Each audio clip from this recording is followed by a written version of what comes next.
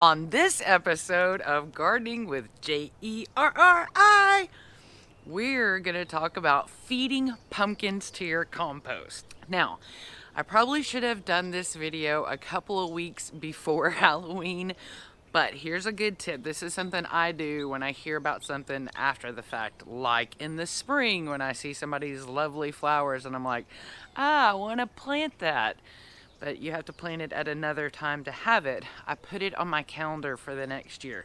So put this on your calendar for next year, that before Halloween, you want to start talking to your neighbors or your friends, or maybe even get on the Nextdoor app and ask those neighbors if they would like to donate or rehome their pumpkin to you after Halloween for your compost, because this is a fast, easy way to get a lot of compostable material into your compost. So in this video, I'm going to take you through the fastest way that I found to cut up a pretty still solid intact pumpkin and what a not so good one looked like.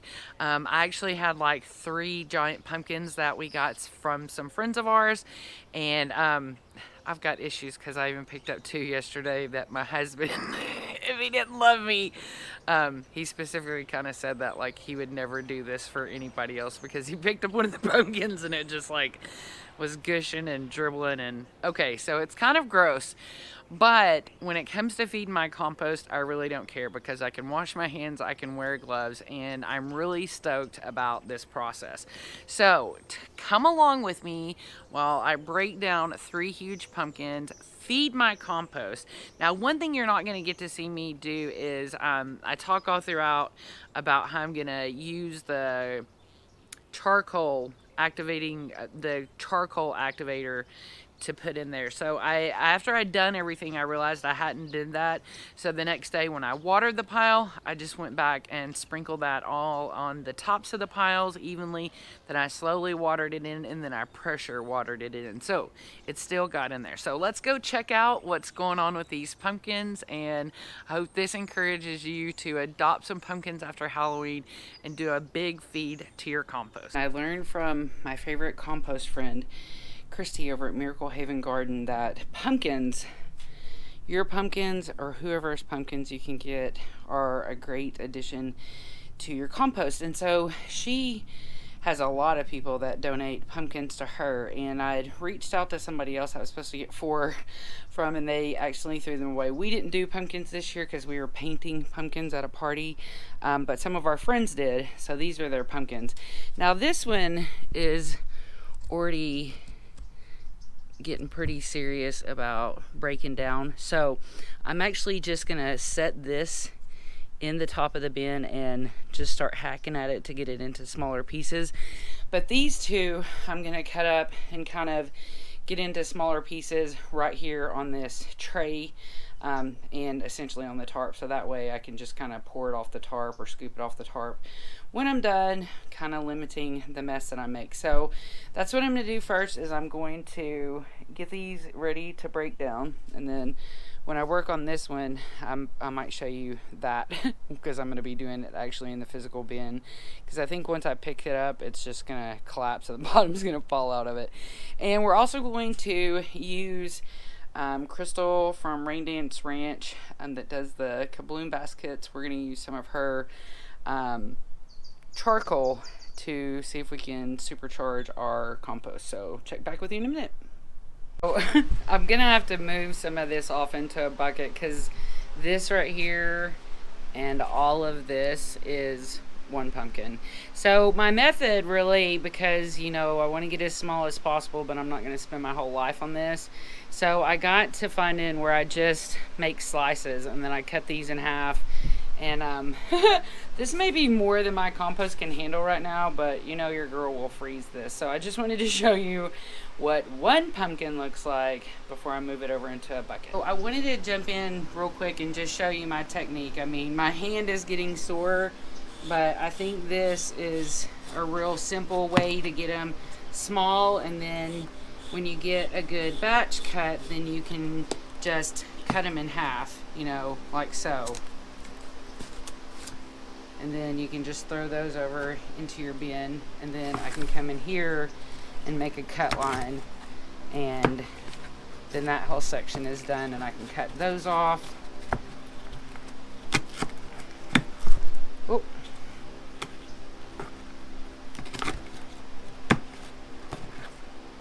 It's a little gross for sure. I'm going to get these out of the way. I'm going to finish chopping that one in a second because I just want to go back to showing you my technique, because it has made it go faster than I thought it would. So I just kind of go and get the thinnest layer that I can. Sometimes it gets thicker and sometimes it gets off track, but that's okay. It's not meant to be perfect. We're just getting it broke down and getting it into the smallest amounts of pieces that our life will allow us to sit here and cut at. So again, I just wanted to show you this. So if this week you're working on your pumpkins, then this is an easy way I'm finding to get them broke down. Over here is where my bucket currently is. So I definitely think I'm going to fill that up by the time I'm done with this one. This is what I ended up with. This was the one that was really, you know, broken down a lot. So I just kind of broke down the sides of the box that it's in and processed it right there. And then this is the two other ones. This is a 10-gallon container. So there's that. Now I deeply regret not showing you what this looked like before I turned it, because well, you can see already it's lower than it was the last time we fed it, and so there was a considerable dip there in the middle.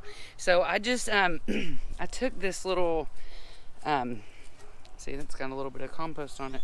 So I just took this like 4-tine pitchfork, and at first I went around the edges and just kind of twisted, and then I started going into the middle and twisting, and I'd pull out and twist back down until it felt like I was kind of touching the ground. And then I just started kind of working everything that was in the sides kind of more into the middle. So now this is where it's at. So this almost looks like it did, and mind you, I saw some really pretty stuff in there. That looks like a piece of paper, a label. Anyway, so there's some really pretty black gold in there I saw already. So now, let's see, I think I started this in May. So May, June, July, August, September, October. So 6 months later, we've turned it. This is my first time. I told you in the past I didn't turn my bins. I just kept filling them up. But with this, with wanting to put this charcoal on them, I turned that one and I turned these two. This one's got a lot more matter in it than this one does. That's okay. But we're gonna add the charcoal, and then, you know, I'm gonna fill these up with pumpkin. So I thought it was a real good idea to kind of get everything turned around in there. And you know, this is where we had the bunny poo. So again, I kind of turned the middle and then I pulled out the sides, because I only have about 1 bag of leaves left right now. So next I'm gonna, like I said, I'm gonna put some of the charcoal on here, and then I'm going to start layering in some pumpkin from over there. And the big, most rotted one, I'm gonna just dump right here in the middle of this, and that's gonna be the start of this one. And I don't know if you can see, there's a lot of ants in here. They're really mad. I don't care about them right now because it's not like I'm putting my hands in this, and by the time I use it, they should have gone on to something else in life. So catch up with you in a bit once we get layering and get our next set built. I've got a good, real thick layer on. I put the rotted one down first, and then I put maybe 1/4 of my container in there. Over here I put just a little bit less in this one. Maybe I'll get a couple of pieces out and put in there a couple more.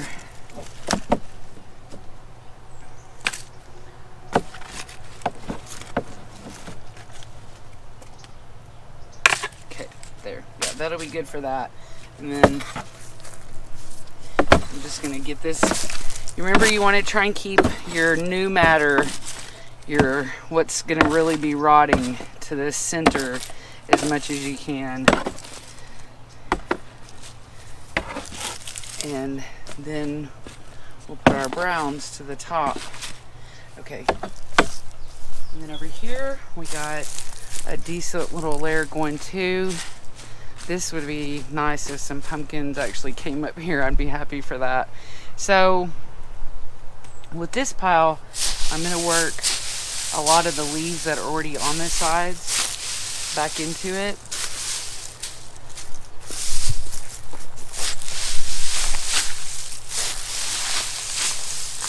That way I don't have to use up more of the leaves that I have in the bag over there, because I'm going to need a lot of those for what I'm doing. So now by doing that, I've definitely got everything piled back up good, a good cover on the pumpkins. So now I'm going to come back in with a hefty layer of green on here. I'm going to get some over here in these bags. I'm going to fill them up to the top.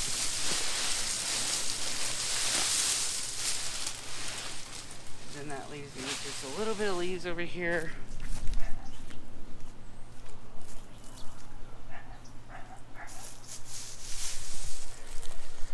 Okay, come back on this side. Okay, so now I'm just going to even this out. Make sure it gets down on the sides of my pumpkins real good. Oh, see, I just pulled a pumpkin out. That's okay. We'll just shove him back down in there. Wants to stay with me. So, you can go be... Wants to be with me.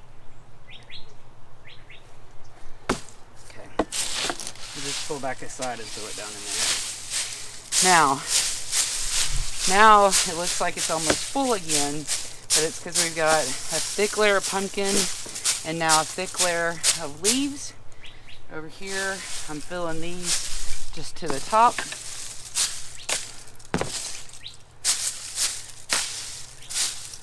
And now all I have to do is water, and I'll just get back on track with watering this really good every day, and then we'll check back when it's next time to do a compost dump. The good news is, and this is the even biggest reason why you would want to use this opportunity of a large number of pumpkins, is because they're already in a breakdown process by the time that you get them, even if they're sliceable like the ones that you saw in the video.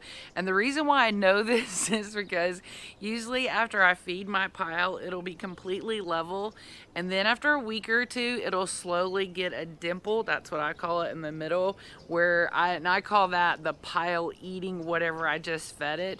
And it's only been about 5 days and I already have a significant dimple. So I'm really stoked to see that. This was the first time that I ever turned a pile, and now that I know how easy it is to turn it with my pitchfork, I'm really committed to spending the next 5 or 6 months turning it once a month, being active and feeding it as often as I can, and turning it at least once a month, so that hopefully come spring I've got a nice amount of compost to work with. Because when we moved and I got into that compost bin, I pulled off like 5 or so 5-gallon buckets, about that, from that compost. So if I can do that with a little bit of effort and a halfway full bin, then I'm really excited what I can do with a lot of effort and an even fuller bin and a couple of extra piles. So I hope this encourages you as I go through my composting journal, because I've got a whole playlist of that. So if this is your first time checking this out, you can go and get into my compost journal.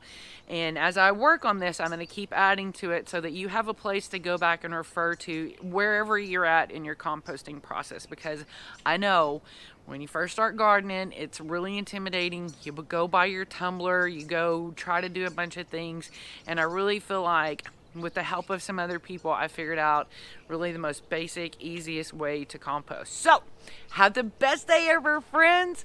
I'm planting like crazy over here, so I hope you are too. I'm super stoked to show you the garden again soon and everything that's growing on.